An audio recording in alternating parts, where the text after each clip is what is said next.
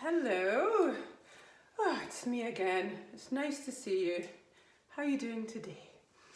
I'm in my nest. It's a lovely sunny day outside, but I thought I'd just share a cup of tea with you. So today's cup is brought to you by my lovely daughter Kaya, my youngest daughter. So you might have heard the news. I was told a few weeks ago by my surgeon, who took my dodgy looking mole off my back, that it was very likely, very probable that I had melanoma.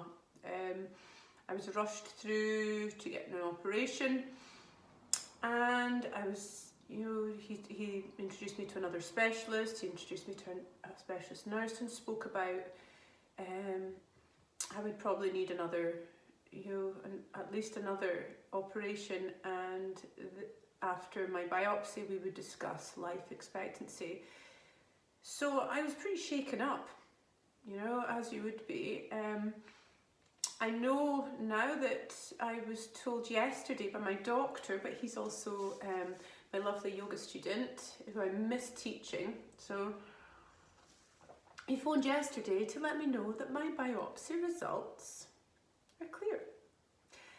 So I thought I'd be like elated and jumping around. I'm just a little bit spaced out. I'm relieved, and all of a sudden I'm tired.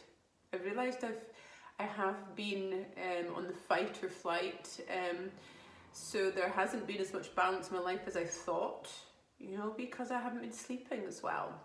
But I think that goes without saying. But I haven't taken this experience lightly at all.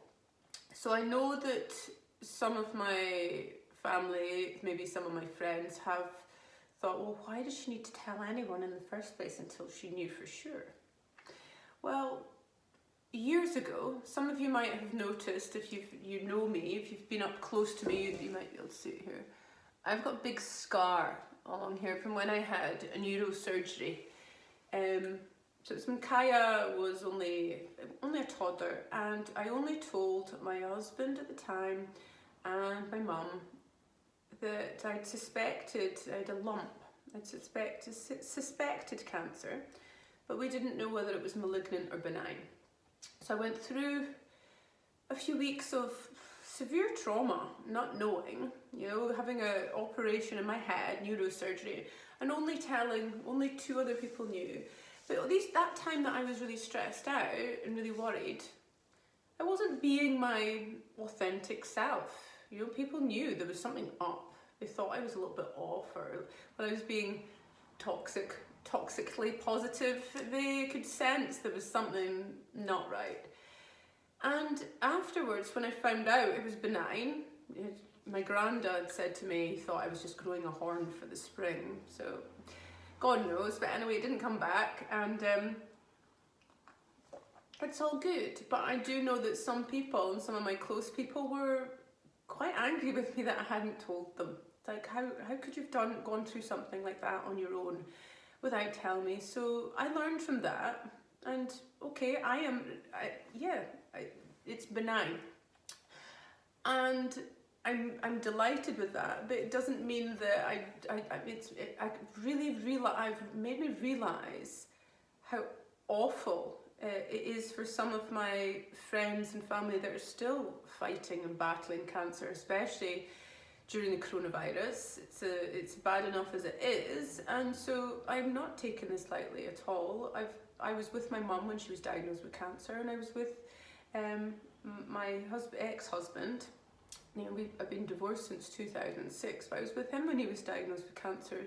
So we've all been affected in some ways by cancer. It's just something that nobody speaks about.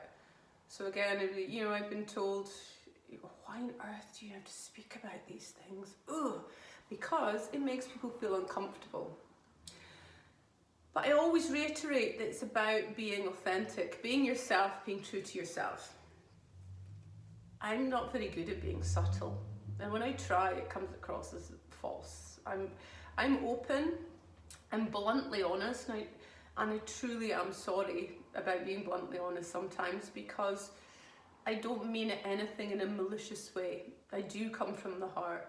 I can I would never want to hurt anybody. I don't allow the word hate, and I don't allow the word stupid in my house, because I don't think they're good words to use.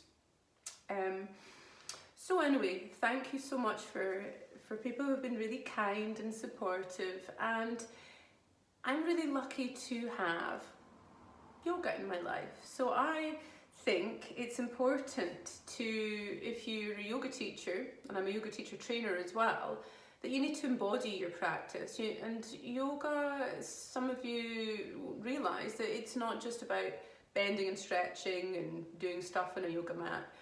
There's more to it. There's a lot more to it.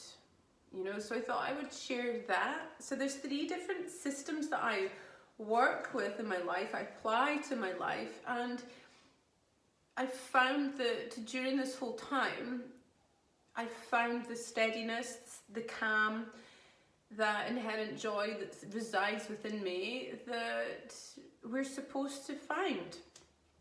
So Iyengar, a famous yoga man, for those of you who aren't yogis, said that that yoga, it's a 99% practice, 1% theory to really get a handle on it. But to really feel it, the practice, he's not saying you need to just constantly be doing great moves on your mat. The practice is about applying. So the pranayama, the breathing techniques, meditation, yoga is about practicing self-awareness, stilling the mind so you can really reach that inner workings of who you truly are. That's what yoga is. So it's about putting the work in instead of just reading about it and speaking about it. So it's about coming out of your head and into your heart. When I teach yoga, when I practice yoga, I reiterate that as well. Come out of your head, come into your heart. Don't think it, feel it. So really work with the breath, connect with your breath. As I reiterate over and over again, reiterates my word of the day, as you've maybe noticed. It's about the breath is the bridge to the mind is the bridge to the soul. So keep working with that. So you don't learn how to swim by reading a swimming manual. So you don't practice, you don't really learn what yoga really is by reading lots of spiritual books. You may be well learned, but you need to embody it, you need to apply it. So the 3 different systems that I apply to my life and to my practice is Tantra, Yoga and Ayurveda. And all 3 are very, very important to me. So people think that Tantra is it's one of these odd sexual things she maybe does, There's different forms of Tantra, and the Tantra that I practice is the Tantra Katha practice, but Tantra is older than Yoga and Ayurveda. Tantra is bigger than Yoga and Ayurveda. Tantra, Yoga and Ayurveda sit underneath the umbrella of what Tantra is. Kundalini Yoga, the chakras, the energetics system, energy. It's about cultivating energy. So yoga is about cultivation of power, energy. It's embodying divinity. It's empowerment. So you're working with energy, managing your energy, and if you can change your energy, you can change your life. Energy, we're speaking about universal life force energy, prana. In India they call it prana, in China chi, in Japan it's ki. All the same thing. Okay, so Tantra means to weave. So it's about bringing threads of wisdom together to build the tapestry of life. It's about bringing happiness and success, auspiciousness into your life. It can also mean science or methods. So it's using specific techniques to find a deeper purpose of who you are as well. So it's But these techniques, you can use asana, you move the body, you can use the breath, move the breath, pranayama, you can harness the mind, use meditation. So it's what you bring to it, okay?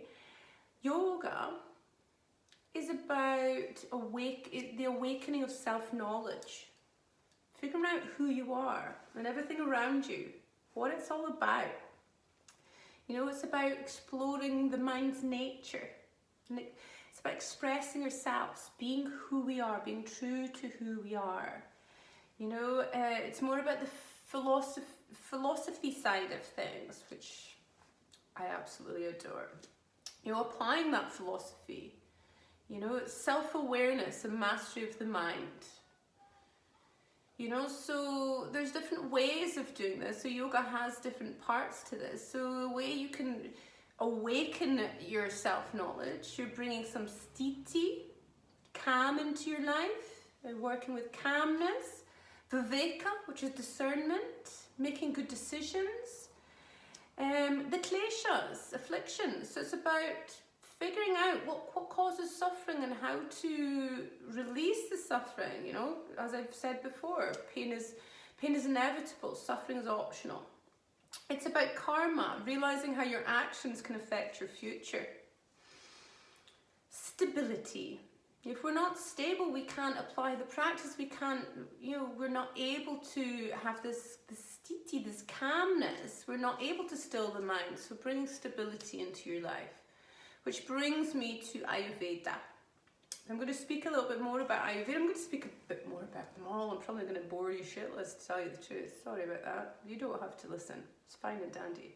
But Ayurveda is how to activate and maintain balance in your life. So physiologically and mentally. So the Veda means science or knowledge, and Ayur means life. So it's basically the science of living.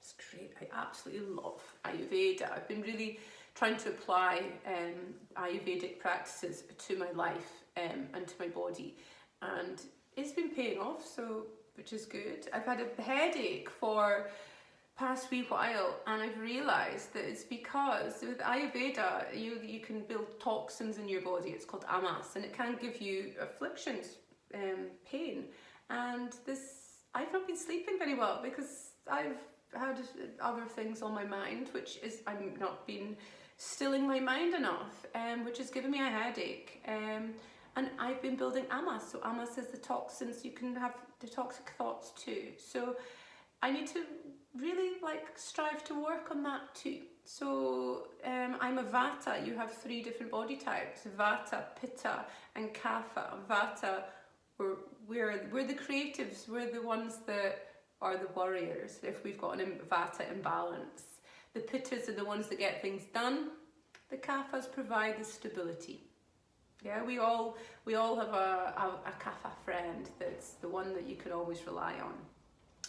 Ayurveda is a sister science of yoga. So it's about really bringing balance into your life. So if you can balance your body and your life, you can apply your yoga practice better. So if you can be more balanced, you'll be able to apply everything else. So eating according to your dosha, your body type, practicing according to your dosha, or trying to bring balance. So in the West, health means the absence of disease, and in the East, well, Ayurveda means svata, to be established in self. So it's about really being aware of yourself. If you've got a headache, you're aware of your body. You're not aware of yourself. You're coming out of it. When you're healthy, are you aware that you have a body? No. So this is what I'm working on. It's really about trying to apply all of these. So if you have too much power, so Tantra is power, Yoga is knowledge, Ayurveda is balance. Yeah. So I'm going to go further into this, but you can't be powerful and with less awareness. Look at Donald Trump. It's dangerous. but you can't also be aware with no power because it's ineffectual. Have a wee think. Bye bye. Oh.